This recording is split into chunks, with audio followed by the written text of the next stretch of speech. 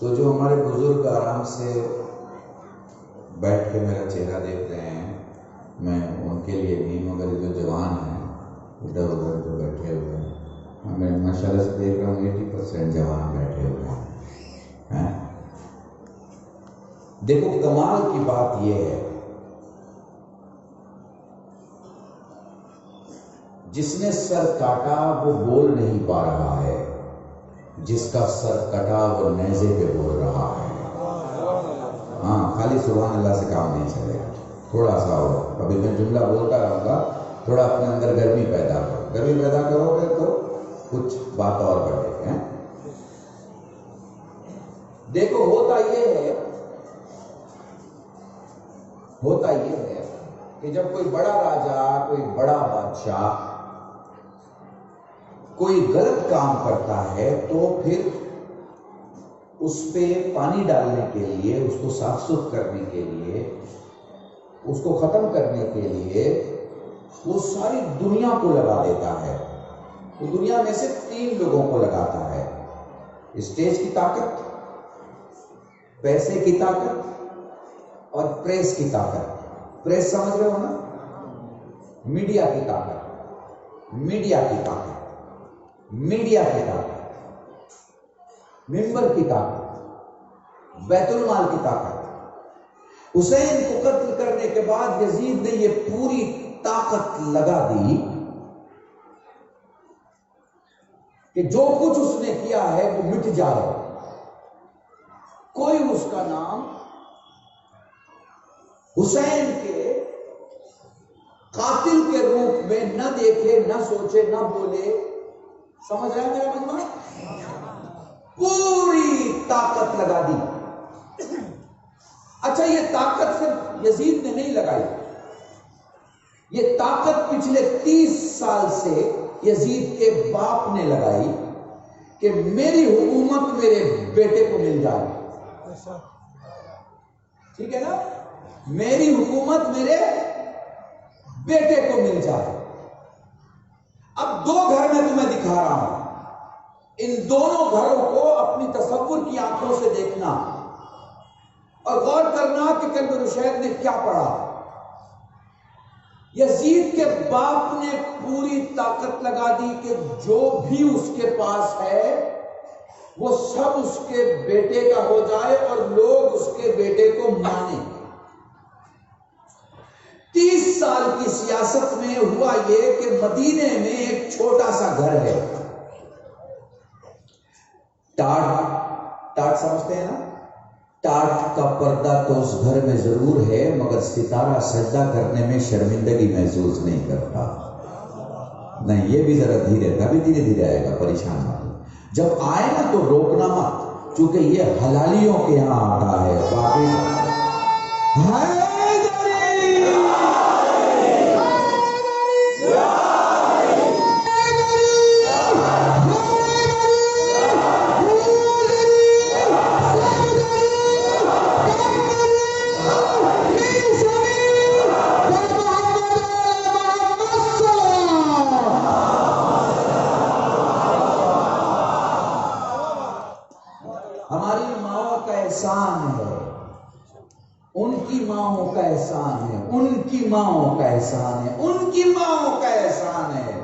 کہ ہم پاک طریقے سے دنیا میں آئے ہیں، اسی لیے پاک نام لیتے ہوئے کبھی گھبراتے اور شرماتے نہیں ہیں۔ بھری بازار میں تم سے کوئی پوچھے کہ تمہارا امام کون ہے تو سوچ کے بولو گے کیا؟ تو جب وہاں سوچ کے نہیں بولو گے تو یہاں سوچ کے کیوں بولو گے؟ اس لیے سلامت رہو۔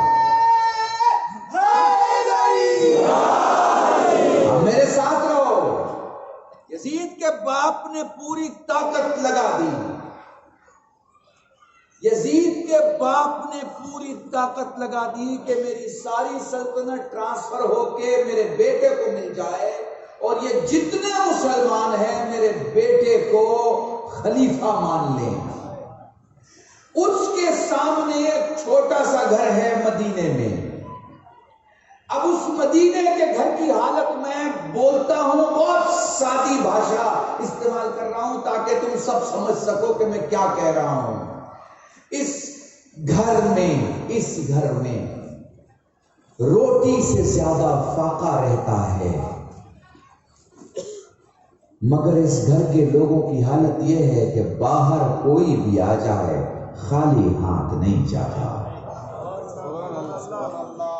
ہاتھ کوئی بھی اس گھر کے سامنے پھیلائے، اس گھر سے خالی ہاتھ نہیں جاتا۔ اور بتاؤں، اس گھر میں ایک بیوی رہتی ہے، نام ہے فاطمہ۔ دروازہ جلایا گیا، پہلو زخمی ہوا، محسن شہید ہوئے، علی کے گھر میں رسی باندھی گئی، علی کے گلے میں رسی باندھی گئی، حسن کے کلیجے کے ٹکڑے ہوئے، حسین 71 ساتھیوں کے ساتھ کربلا میں شہید ہو گئے۔ پوری سیاست تھی یزید کے باپ کی کہ میں سب کچھ مٹا دوں گا، مگر اللہ جسے عزت دینا چاہے اس سے کوئی عزت لے نہیں سکتا۔ 30 سال کی محنت تھی کہ انہیں مٹا دیا جائے اور بیٹے کو بنا دیا جائے، مگر کمال ہو گیا۔ آج بھی دنیا میں سچے انسان اور پکے مسلمان کے 6 برس کے بیٹے کے سامنے ایک کاغذ پر یزید لکھو اور ایک کاغذ پہ حسین لکھو اور پوچھو اس میں بادشاہ کون ہے، تو حلال زیادہ یہی کہے گا حسین بادشاہ ہے۔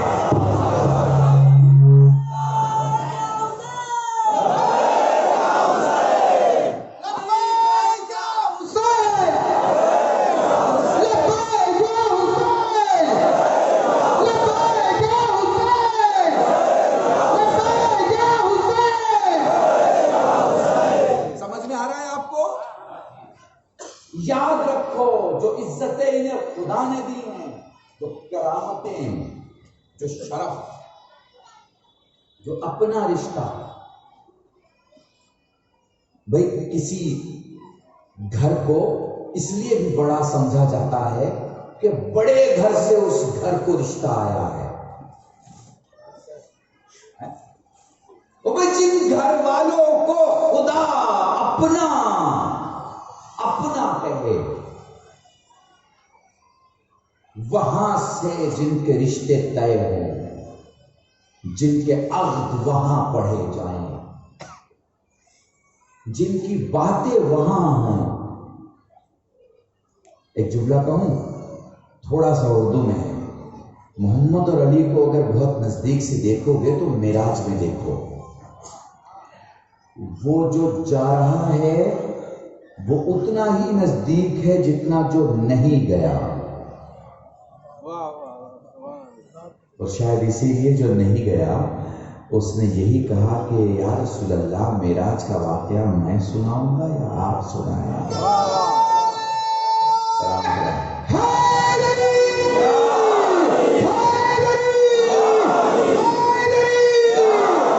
محسوس کر رہے ہو نا؟ محسوس کر رہے ہو؟ تو یہ حسین کی ذات ہے۔ ایک کاغذ پر حسین لکھو اور مسلمان کے چھوٹے سے بچے سے پوچھو بادشاہ کون ہے، تو کوئی نہیں کہے گا کہ یزید بادشاہ، سب کہیں گے حسین بادشاہ۔ کیوں؟ بس یہی چیز سمجھ لو اور ربط مسائل۔ دیکھو محبتوں کی دنیا میں، محبتوں کی پوری توجہ مولانا کو، محبتوں کی دنیا میں ایک بیوی کو لگتا ہے کہ جتنا وہ اپنے شوہر کو پیار کرتی ہے اتنا کوئی بیوی اپنے شوہر کو نہیں کرتی ہوگی۔ کبھی کبھی جوش میں شوہر کو بھی یہ لگتا ہے کہ جتنا میں اپنی بیوی کو چاہتا ہوں اتنا کوئی شوہر اپنی بیوی کو نہیں چاہتا ہوگا۔ پھر خدا انہیں اولاد جیسی نعمت دیتا ہے۔ جب بچہ انہیں ہو جاتا ہے اور یہ ماں اور باپ بن جاتے ہیں، پھر ان سے کوئی جا کے پوچھے کہ بھائی وہ جو تمہاری محبت تھی میاں بیوی والی وہ زیادہ بڑی ہے یا اولاد کی محبت؟ تو وہ کہیں گے جی وہ کہاں، یہ کہاں اولاد کی محبت، اس کے سامنے تو یعنی اولاد کی محبت کے سامنے تو کچھ ٹکتا ہی نہیں ہے، نہ بیوی کی محبت اور نہ شوہر کی محبت، اولاد کی محبت اتنی زیادہ ہوتی ہے، تو دنیا کی محبتیں شروع کہیں سے ہوں، ختم کہاں پہ ہوتی ہیں؟ بیٹے پہ، بیٹی پہ، اولاد پہ آ کے ختم ہو جاتی ہیں۔ یہ کیا ہے؟ یہ عشق مجازی ہے، کھوکھلا ہے، دکھاوے کا ہے، دنیا کا ہے، حقیقی نہیں ہے۔ مگر جب حقیقی عشق ہوتا ہے اور محبت کرنے والا حسین ہو اور جس سے محبت کر رہا ہے وہ خدا ہو، تو پھر علی اکبر کی قربانی دینے میں حسین کے پاؤں نہیں کانپتے، علی اصغر کی قربانی دینے میں حسین کے ہاتھ نہیں کانپتے، اولاد قربان کرنے میں حسین کا وجود نہیں کانپتا، کیونکہ عشق ہے خدا سے اور سچا عشق ہے۔ اور جب عشق ہوتا ہے نا تو محبتیں گردن سے بولتی ہیں، عشق گردن کٹ بھی جائے تو زور سے بولتا ہے۔ میں دکھاؤں؟ دیکھو امام حسین علیہ السلام کے جسم کے کئی ٹکڑے ہوئے، لاشا ٹکڑوں میں بتا ہوا ہے، ٹھیک ہے؟ سر تن سے جدا ہے۔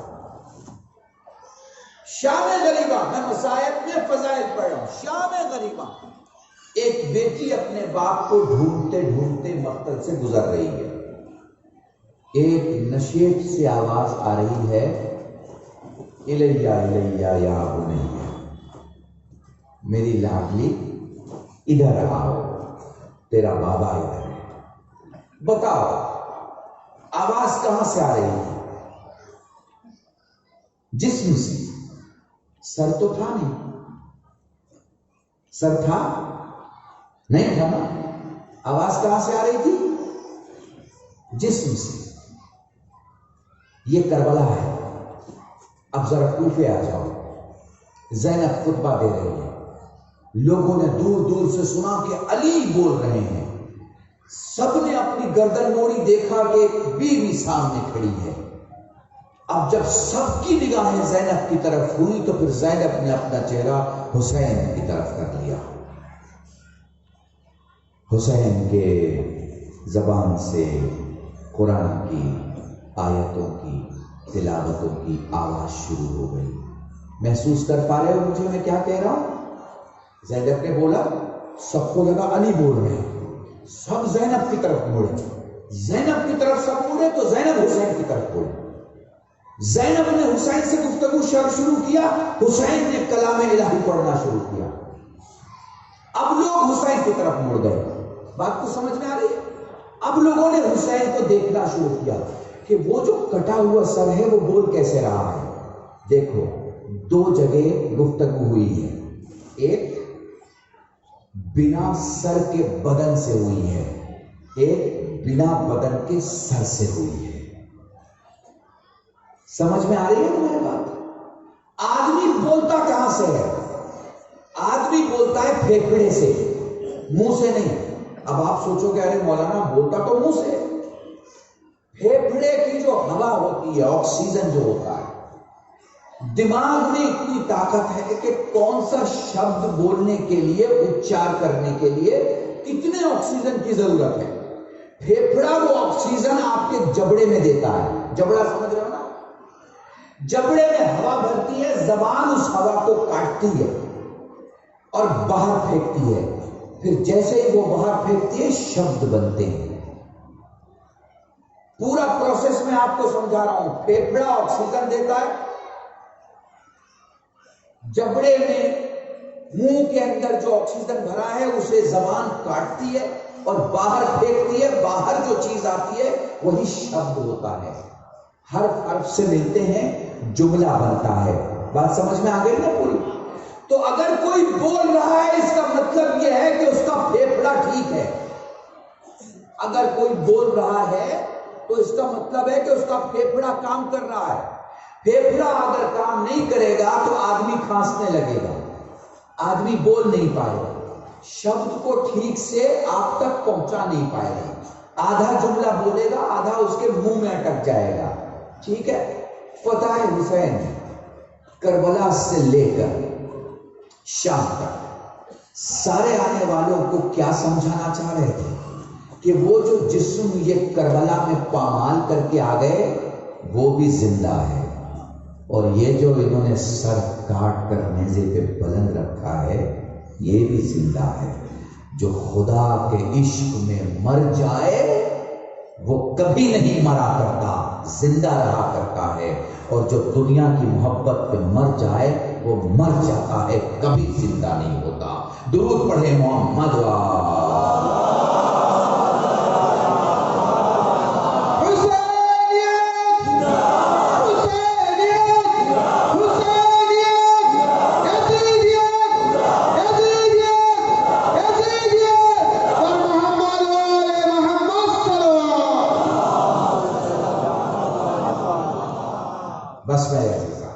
بس ایک ہی چیز کی ضرورت ہے، اگر آپ اہل بیت کی بارگاہ میں آ رہے ہیں تو نیت کی ضرورت ہے۔ کس چیز کی ضرورت ہے؟ نیت کی۔ اور میرا جملہ سننا، اچھی نیتیں اچھے ہی خاندانوں میں آتی ہیں، برے خاندانوں میں اچھی نیتیں نہیں آتی۔ اس لیے ضروری ہے کہ خاندان اچھا ہونا چاہیے۔ اچھا خاندان ہوگا تو اچھی نیت ہوگی، برا خاندان ہوگا تو بری نیت ہوگی۔ اور نیت کس چیز سے ملتی ہے؟ خاندان سے۔ اور جب نیت مل جاتی ہے تو آپ کے اندر کیا چیز آتی ہے؟ خلوص آ جاتا ہے۔ خلوص کو بنگالی میں کیا کہتے ہیں؟ خلوص یعنی آپ کو کسی کی وجہ سے کوئی آپ کام نہیں کر رہے، صرف اور صرف پیورٹی کے ساتھ مولا کے لیے کوئی کام کرے، وشدھ، گجراتی میں نکھالس بولے ہیں، یعنی آپ کی کوئی غرض نہیں ہے، اسے خلوص کہا جائے۔ جب کوئی کام خلوص سے کرو گے تو یہاں بھی جیت جاؤ گے اور وہاں بھی جیت جاؤ گے۔ دکھاوے کے لیے کرو گے، یہاں بھی مارے جاؤ گے، وہاں بھی مارے جاؤ گے۔ لوگوں کے درمیان عزت بڑھانے کے لیے کرو گے، یہاں بھی ختم ہو جاؤ گے، وہاں بھی ختم ہو جاؤ گے۔ حسین کی ماں کی خواہش کے لیے کرو گے، یہاں بھی باقی رہو گے، وہاں بھی باقی رہو گے۔ یہ ماتم جب بھی کرو خلوص کے ساتھ کرو، مجلس خلوص کے ساتھ۔ میں مجلس پڑھ رہا ہوں، اگر خلوص نہیں ہے کوئی فائدہ نہیں۔ آپ مجلس سن رہے ہیں، اگر خلوص نہیں ہے کوئی فائدہ نہیں۔ میری ایک 1.5 گھنٹے کی تقریر ہے، مگر میں 4-5 منٹ میں اس پورے موضوع کو سمیٹ کے رکھتے مصاحب پہ آؤں گا، چونکہ اگر یہ میسج میں آپ کو دے پایا آج کی اس 40 کی مجلس میں تو میں سمجھوں گا میں کامیاب ہوں۔ خلوص۔ جب کسی کی ابا دیکھو، جب کسی کی قبا دیکھو، جب کسی کا ماما دیکھو تو اس کی عزت اس لیے مت کرو کہ اس نے 5000 کی قبا پہنی ہے یا 500 کا ماما پہنا ہے، اس نے تمہارے رسول کا لباس پہنا ہے۔ اس کی عزت نسبت کی وجہ سے کرو، اس نے تمہارے امام کا لباس پہنا ہے، اس نے لباس تقویٰ پہنا ہے۔ خلوص سے دیکھو۔ میں نے کلکتے میں ایک مجلس میں ایک جملہ پڑھا تھا، جو اپنے گلی کے مولوی کو خوش نہیں کر سکتا وہ مولا کو خواہ خوش کرے گا۔ خلوص پیدا، جہاں جہاں خلوص ہے۔ یہ حسد والے جتنے لوگ ہیں، یہ آگ لگانے والے جتنے لوگ ہیں، یہ توڑنے والے جتنے لوگ ہیں، یہ لڑائی کرانے والے جتنے لوگ ہیں، ان سے بچ کے رہو۔ اگر آگ لگی ہے، میرا ایک ہیومن میسج ہے، ویڈیو کلپ آئی تھی بہت لوگوں نے دیکھا، اگر کہیں آگ لگی ہے اور قرآن والا قرآن پڑھ کے گزر جائے، وہ بائبل والا بائبل پڑھ کے گزر جائے، تو کتابیں لعنت بھیجیں گی کہ آگ لگی ہے اور تو آیت پڑھ کے جا رہا ہے۔ آگ لگی ہے تو کتاب بند کر، اچھی جگہ پہ رکھ، پانی اٹھا، جلتے کو بجھا۔ یہ انسانیت ہے۔ سمجھ میں آ رہی ہے بات آپ کو؟ جل رہا ہے اس کو بجھا، پانی ڈال، یہ انسانیت ہے۔ حسینیوں، جہاں کہیں تمہیں لگے مقصد حسینیت میں آگ لگائی جا رہی ہے، اس آدمی کو مت دیکھو کہ کون ہے، کہاں سے آیا، کیا ہے، پہلے آگ بجھا دو، پہلے آگ بجھا دو۔ اگر مقصد حسین میں کوئی بیماری لے کے آ گیا ہے، مقصد حسین میں کوئی کینسر پھیلا رہا ہے، مقصد حسین میں کوئی رخنا ڈال رہا ہے، مقصد حسین میں کوئی آگ لگا رہا ہے، سب سے پہلے اس آگ کو بجھاؤ، یہ تمہاری ذمہ داری ہے، سب سے پہلے اس آگ کو ختم کرو، ٹھیک ہے؟ آپ کو مولانا جو کر رہا ہے اس کو مولا حسین دیکھ لیں، اس کو مولا امام علی دیکھ لیں، اس کو اہل بیت دیکھ لیں، بربادی نہ پھیلنے دو۔ بھئی یہیں سے آپ سے ایک دو بات کہہ کے اور وقت مسائل کا آپ کو یاد ہے دعا امام زمان اللہم کل ولیک الحجۃ ابن الحسن؟ پوچھئے مولانا سے آپ میں سے جو بڑے بوڑھے ہیں، پوچھئے 40 سال پہلے آپ کے یہ دعا تھی؟ پڑھی جاتی تھی 40 سال پہلے یہ دعا؟ نہیں پڑھی جاتی تھی۔ پھر کسی خلوص والے کتابوں کی دنیا میں جا کے اپنے امام کی محبت میں کتنے خلوص سے اس دعا کو ڈھونڈا، بڑے اکابر علماء نے اپنی تائید اور سند دیتے ہوئے اسے عوام میں عام کیا۔ کتنا عام ہو گیا کہ آج جہاں کہیں بھی شیعہ مسجد ہے اور علی ولی اللہ پڑھا جاتا ہے، وہاں اللہم کل ولیک الحجۃ ابن الحسن ایک 6 سال کے شیعہ بچے کو یاد رہتا ہے۔ غلط بول رہا ہوں؟ ہے نا ہر جگہ؟ 30 سال پہلے کیا ایام فاطمیہ کی مجلسیں اتنی ہوتی تھی؟ نہیں ہوتی تھی۔ ایک مسجد، ایک مجلس، ایک امام باڑہ، ایک مجلس۔ بڑے خلوص سے آپ کے مرجع پیادہ بنا چپل کے چل کے، بنا کفش کے چل کے دوسرے مرجع کے گھر جا کے مجلسیں پڑھنا شروع کی۔ یہی حال نجف کا، یہی حال قم کا، یہی مشہد کا، اور شاید یہی سیریا کا۔ اس دن کی اہمیت کو لوگوں تک پہنچایا۔ آج ماشاءاللہ کتنی مجلسیں ہو رہی ہیں۔ آخری مثال، تیسری مثال دوں گا، چوتھی نہیں دوں گا، ربط مسائل کی طرف۔ آپ کو پتہ ہے شام غریبہ کی مجلس ہوتی ہے نا آپ کے یہاں؟ عراق میں نہیں ہوتی ہے، ایران میں نہیں ہوتی ہے، یہ صرف اردو بھاشی لوگوں میں ہوتی ہے۔ 1926 میں جنت البقیع کے انہدام کے وقت ایک عربی آدمی لکھنؤ آتا ہے، سارے معاملات بتاتا ہے۔ اس وقت کے عالم نے عاشور کے دن 70-80 لوگوں کو بلا کے مغرب کے بعد ایک مجلس برپا کی، جس میں خیموں کے جلنے کے حالات بیان کیے۔ آ رہا ہے آپ کی سمجھ میں؟ یہ پہلی مجلس تھی۔ دوسرے سال یہ مجلس تھوڑی بڑی ہو گئی، اس پہلی مجلس میں 70-80 آدمی تھے۔ 1936 میں یہ ہوا کہ راجہ محمود آباد نے اسے ریڈیو پہ نشر کرایا، اور 40-50 تک 1940-1950 تک آتے آتے یہ مجلس اتنی مشہور ہو گئی کہ جہاں گاؤں میں مولوی مجلس پڑھتا تھا تو شام کو شام غریبہ ریڈیو پہ لگا دی جاتی تھی۔ یاد ہے آپ لوگوں کو؟ اور پھر یہ ٹی وی پہ مجلس آنے لگی۔ پاکستان بنا تو 56 میں، اللہ رشید رابع نے یہ مجلس ٹی وی پہ پڑھی۔ ہندوستان میں بہت سارے علماء ٹی وی پہ شام غریبہ پڑھتے ہیں، میں بھی 10-15 سال سے شام غریبہ ٹی وی پہ پڑھ رہا ہوں۔ سوچو کتنے خلوص سے کسی نے شروعات کی، وہ جب محشر میں آئے گا تو کتنا ثواب اس کے دامن میں ہوگا۔ کچھ سمجھ میں آ رہا ہے؟ اس لیے اس 40 میں اپنے آپ سے وعدہ کرو کہ یقیناً کوئی نئی چیز شروع کرو گے۔ نئی چیز کا مطلب نئی شریعت نہیں ہے، نئی چیز کا مطلب باب الروائج امام موسیٰ کاظم کی مجلس، یا پھر جناب ام البنین کی مجلس، یا پھر کسی بھی مقدرات عصمت و طہارت کی مجلس آپ قائم کریں گے، خلوص سے قائم کریں، چیزیں دھیرے دھیرے بڑھ جائیں گی، کیونکہ یہ وہ اہل بیت ہیں جنہیں چین سے جینے نہیں دیا گیا۔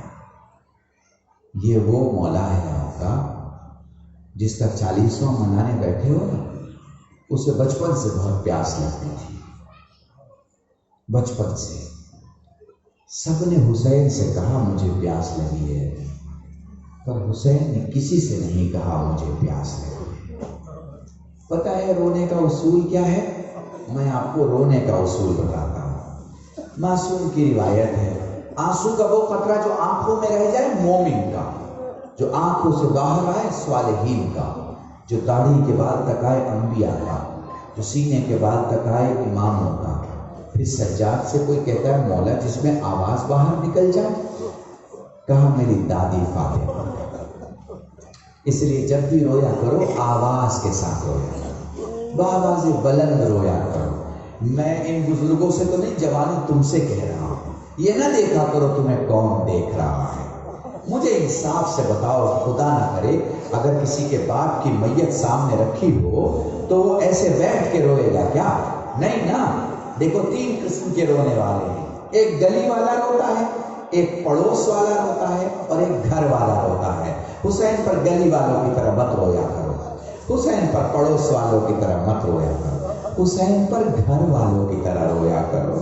اور گھر والا کیسے روتا ہے؟ بڑی بے بسی میں روتا ہے، بڑی بے کسی میں روتا ہے، دھاڑے مار کے روتا ہے، چلا کے روتا ہے۔ جزاکم اللہ، خدا تمہیں کوئی غم نہ دے سوائے غم سید الشہداء کے۔ جب لوکا جناب سکینہ اور امام حسین کی گفتگو بیان کر رہے تھے، میں وہیں سے آگے لے کے چلتا ہوں۔ بیٹی بابا سے کہتی ہے، بابا صبح سے جو گیا واپس نہیں آیا، بابا ہمیں کس کے سہارے چھوڑ کے جا رہے ہو؟ جزاکم اللہ، جزاکم اللہ۔ جب تمہیں رونا آئے تو آواز بلند رو، رونا نہ آئے تو اپنی آواز بلند کر کے رو، اس لیے کہ مجلس میں تین بیٹیاں موجود ہوتی ہیں، کہیں نبی کی بیٹی ہے، کہیں علی کی بیٹی ہے، کہیں حسین کی 4 سال کی سکینہ۔ جزاکم اللہ، جہاں تم اپنی چپلیں اتار کے آتے ہو باہر سید سجاد بیٹھے ہوتے ہیں۔ جب تمہاری رونے کی آواز بلند ہوتی ہے، سکینہ اپنے بھائی کا بازو تھام کے کہتی ہے، بھیا اگر یہ کربلا کے میدان میں ہوتے ہمیں تماچے نہ مارے جاتے۔ جزاکم اللہ، بلند ہو گئی آواز آپ کی۔ حسین کا 40واں ہے، ایسے رو کہ تمہارے علاقے کی گلی سے کوئی گزرے تو سمجھ جائے کہ ان کا کوئی مر گیا۔ جزاکم اللہ، مولا سلامت رکھے۔ ایسے ہی اپنی آوازیں گریہ بلند کرتے رہو، تمہارا مولا خوش ہوتا ہے۔ آوازیں گریہ بلند کرتے رہو، اہل بیت خوش ہوتے ہیں۔ میں تمہیں مصائب کی روایتیں سنا رہا ہوں، سنتے چلے جاؤ تاکہ محسوس کر سکو۔ بولو حسین فرماتے ہیں، السلام علیک یا زینب یا ام کلثوم یا رقیہ یا سکینہ علیکن منی السلام۔ بولو بیٹی کہتی ہے، اللہ میں مقدس زنجانی کے جملہ نقل کر رہا ہوں، بیٹی کہتی بابا سینے سے لگا لے۔ بیٹی نے ہاتھوں کو پھیلایا، باپ نزدیک آیا، بیٹی نے اپنے باپ کو دیکھا، طواف کیا مگر سینے سے نہیں لگی۔ حسین کہتے لاڈلی سینے سے کیوں نہیں لگتی؟ بابا تیرے جسم پر کوئی خالی جگہ نہیں ہے۔ حسین بیٹھ گئے، دھیرے دھیرے سینے سے تیر نکالا، اپنی بیٹی کو سینے سے لگایا، سکینہ کی آنکھ لگ گئی۔ اللہ میں مرحوم رشید ترابی کا جملہ نقل کر رہا ہوں، فرمایا کرتے تھے سکینہ نے اٹھتے ہی کہا، بابا جاؤ خدا حافظ۔ اے لال تو مجھے روک رہی تھی، پھر جانے کو کیوں کہہ رہی ہے؟ بابا جب میری آنکھ لگ گئی میں نے خواب میں دیکھا میری دادی کہہ رہی ہیں، سکینہ میرے حسین کو مقتل آنے دے۔ سکینہ میں بالوں سے مقتل کی زمین صاف کر چکی۔ جزاکم اللہ، جزاکم اللہ، خدا تمہیں کوئی غم نہ دے سوائے غم سید الشہداء کے۔ 40ویں کے مصائب سننے ہیں نا، آج 40ویں کے دن بیٹھے ہو، عصر کا وقت جو ہے وہ ختم پہ ہے، اس کے بعد جلوس ہے، جلوس سے گھر چلے جاؤ گے، آرام سے سو جاؤ گے، مگر وہ سجاد جو کربلا سے کوفے جا رہا تھا، کیا کیفیت ہوگی مولا سجاد کی؟ شاید گزرتے ہوئے کربلا سے کہا، بابا تیری میت دفن نہ کر پایا۔ جزاکم اللہ، جزاکم اللہ، خدا تمہیں کوئی غم نہ دے سوائے غم سید الشہداء کے۔ بولو حسین میدان میں آئے، بولو چاروں طرف سے تیر و تبر کی بارش ہوئی، بولو میرا مظلوم امام گھوڑے پہ سنبھل نہ سکا، حسین گھوڑے سے زمین پہ آئے، علامہ حافظ کفایت حسین کا جملہ نقل کر رہا ہوں، مرحوم فرمایا کرتے تھے ٹلے زینبیہ پہ دوڑ کے تم میں سے جو بھائی ہوں ان کی بہنیں سلامت رہیں، جو بہنیں ہوں ان کے بھائی سلامت رہیں۔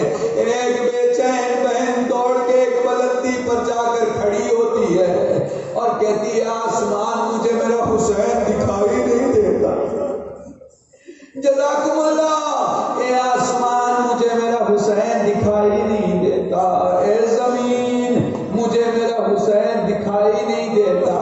دھیرے دھیرے زمین کربلا بلند ہونے لگی، حسین نے کونی کی طاقت سے گردن اٹھائی، اٹھتی ہوئی زمین کربلا سے پوچھا تو کیوں بلند ہو رہی ہے؟ زمین نے جواب دیا مولا زینب پکار رہی ہے۔ فرمانے لگے واپس پلٹ میری زینب میرے زخموں کو نہیں دیکھ سکتی، واپس پلٹ میری زینب میرے زخموں کو نہیں دیکھ سکتی۔ اے میرے مولا تجھے بہن کا اتنا خیال کہ بہن زخموں کو نہیں دیکھ سکتی، پھر 70 قدم کے فاصلے پر تیری گردن کو کٹتے کیسے دیکھا ہوگا؟ جزاکم اللہ، الحمدللہ آپ کی صدائے گریہ بلند ہو گئی۔ میں سمجھ سکتا ہوں، میں سمجھ سکتا ہوں، بس میرے ساتھ 2-4 منٹ اور تاکہ تمہیں مصائب سنا سکوں۔ بولو بولو اہل حرم کس منظر میں ہیں، کس حالت میں ہیں؟ بس 2-3 جملے مجھ سے سن لو تاکہ سمجھ سکو۔ وہ منزل آ گئی جسے شہادت کہا جاتا ہے۔ ذوالجناح در خیمہ پہ آیا، ساری بیویوں نے حلقہ کیا۔ 4 سال کی ایک سیدانی جس کی جلالت کا عالم ہے کہ جب وہ باہر آئی ساری بیویوں نے راستہ دے دیا۔ ذوالجناح کے پاس آئی، ذوالجناح بیٹھ گیا، پیشانی پہ لگے ہوئے خون کو زمین پہ ملا، کہتی ہے میں تجھ سے یہ نہیں پوچھوں گی بابا کو کہاں چھوڑا، میں تجھ سے یہ نہیں پوچھوں گی بابا کو کیوں چھوڑا، بس اتنا بتا دے کہ جب میرے باپ کی گردن پر خنجر پھیرا جا رہا تھا پانی پلایا گیا تھا پیاسا۔ جزاکم اللہ، جزاکم اللہ۔ بولو حسین کربلا میں شہید ہو گئے، بولو بیویوں کو اونٹ پہ سوار کیا گیا۔ ایک بیٹی ہے حسین کی جسے اونٹ پہ باندھا گیا۔ بھائی اس جملے کو اگر محسوس کر سکو تو گھروں تک روتے ہوئے جاؤ گے۔ بولو 13 محرم قافلہ دربار میں کوفے پہنچا۔ بولو 29 محرم قافلہ شام کے نزدیک آ گیا۔ بولو پہلی سفر وارد شام ہو گیا۔ بولو زندان میں سارے قید ہو گئے۔ بولو ایک بیوی ہے جس کا نام سکینہ ہے، میں تمہیں کیسے بتاؤں، میں مجلسوں میں پڑھا کرتا ہوں فیروز بھائی، سین سے سکینہ، سین سے سیدہ، سین سے سجاد، 3 میتیں ایسی ہیں جس کے غسل دینے والے چلا کے روئے۔ سیدہ کو غسل دیا گیا، علی چلا کے روئے۔ جب سلمان نے کہا مولا اتنا گریا رو کے، فرمایا میری زہرا کی پسلیاں ٹوٹ گئی تھی۔ بولو سجاد کو غسل دیا گیا، باقر چلا کے روئے۔ جب کسی نے پوچھا مولا اتنا گریا رو کے، فرمایا میرے بابا کے زخم سوکھے نہ تھے۔ بولو سکینہ کو غسل دیا گیا، زینب چلا کے روئی۔ سجاد نے حق کا واسطہ دیا، فرمانے لگی لال میری سکینہ اتنی پیاسی تھی کہ جب ہم نے پہلا چلو پانی چہرے پہ ڈالا پانی خشک ہو گیا۔ جزاکم اللہ، جزاکم اللہ۔ میں کیسے بتاؤں زندان کے ایام کو، زندان کی تکلیفوں کو، میرے پاس الفاظ نہیں ہے۔ بس دروازہ کھلا دیکھ کر اور سجاد کو قید خانے میں نہ پا کے زینب پریشان ہے، نہ جانے میرا لال کہاں ہے، نہ جانے کون بلا کر لے گیا ہے، اب نہ جانے میرے بیٹے کے خلاف کون سی سیاست رچی جائے گی۔ زینب پریشان ہے، زینب پریشان ہے کہ چونکہ سجاد قید خانے میں نہیں، ادھر بااجاز امام سجاد کربلا پہنچ چکے ہیں۔ قبیلہ بنی اسد کے لوگوں کو بلایا، اپنے چچا حضرت عباس کے لاشے کے ٹکڑے کو سجایا، تم نے سنا ہوگا عباس کربلا میں سب سے لمبے تھے، مگر یہ بھی سنا ہوگا کہ عباس کی قبر سب سے چھوٹی ہے۔ جزاکم اللہ، چچا کو دفن کیا، گنج شہیدان شہداء کو دفن کیا، اپنے بابا کے لیے ایک جملہ چٹائی کا، ایک جملہ تختے کا ہے، اپنے بابا کے جسم کو سجایا، تاریخ کا جملہ ہے۔ سجاد سوچ رہے تھے دفن کرنے کے لیے معصوم کو 2 ہاتھ دینے والا ہونا چاہیے، 2 ہاتھ قبر میں لینے والا، ابھی سوچا ہی تھا قبر سے 2 ہاتھ ادار ہوئے، لالا میرے حسین کو میرے حوالے کر دے۔ جزاکم اللہ، بولو حسین دفن ہو گئے، بولو سجاد بھائی اجازہ امامت واپس زندان پہنچ گئے۔ سنو کہ جملہ زینب نے اپنے بیٹے کا کاندھا تھاما، اپنے بیٹے کی کلائی پکڑی، میرے لال تو کہاں تھا؟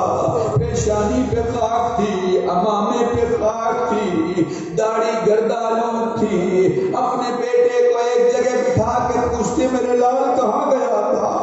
میرے لال کلیجہ پھٹ جائے گا، سجاد بتا تو صحیح تو زندان سے کہاں گیا تھا؟ رو کے فرماتے ہیں ماں میں بابا کو دفن کرنے کے بنا گیا۔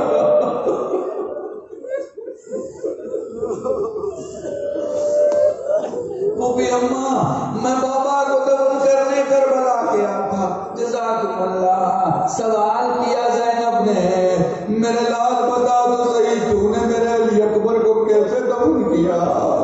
بتا تو صحیح تو نے میرے عباس کو کیسے دفن کیا؟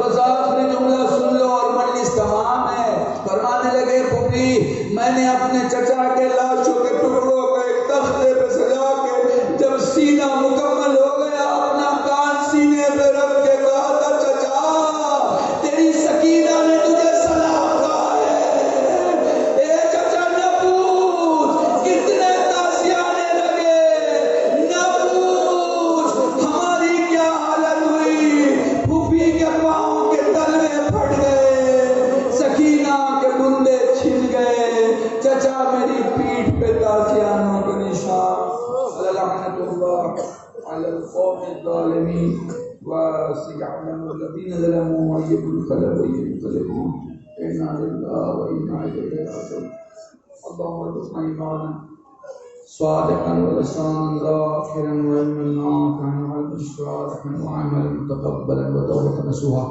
وصلى الله على الطيبين الطاهرين بفضلك ورحمتك يا أرحم الراحمين۔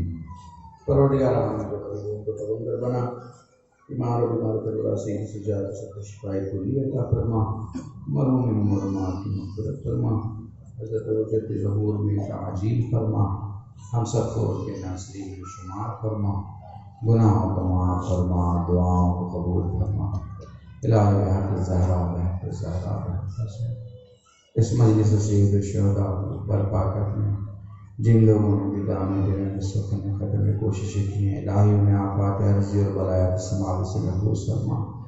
ہم سب کو زیارت قبر امام حسین علیہ السلام سے بشارت کرنا۔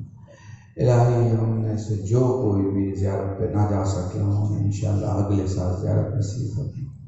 الہی جو مقروض ہوں ان کے قرض کو بیک سے ادا کرنا۔ لا ولد ہونے اولاد عطا فرما، اولاد والے ہوں کے اولاد کو وسیلت حضرت علی اکبر سے آراستہ فرما، پرچم اسلام کو سر بلند فرما، میرے مولا کے ظہور میں عجیب فرما، ہم سب کو ان کے ناصرین میں شمار فرما۔